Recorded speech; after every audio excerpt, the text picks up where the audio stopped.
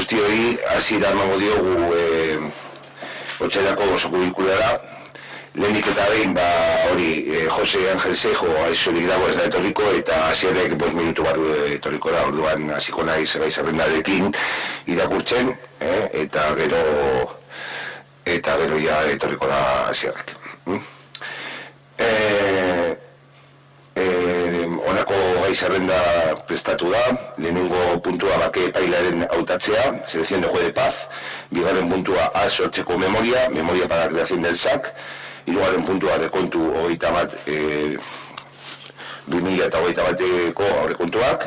presupuesto 2021, laugarren puntua lanpostu lan zerrenda, relación de puestos de trabajo, bosgarren puntua urteko lau plana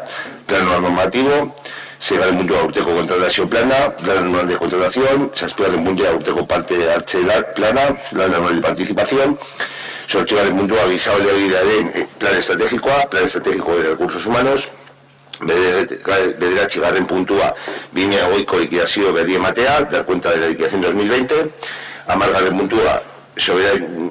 soberakinak sartzeko aurrekontu aldaketaren berri ematea, dar cuenta de modificación presupuestaria e incorporación de remanentes, hamargarren puntua Renfeko aldiriko geltokia alditzeko proposamena, gaur egun Sagrada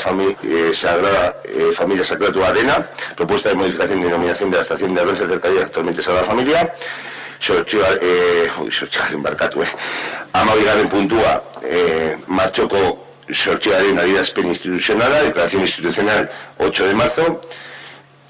hamairugarren puntua onartutako dekretuen berri ematea, relación de cuentas y decreto, hamalaugarren puntua galderak eta bestelakoak ruegos y preguntas. Besterik, zer, alguna cosa del... Barakigu dos actas quedan pendientes, ¿no? Dos actas quedan pendientes, a ver si para el próximo pleno podemos incorporarlas al orden del día.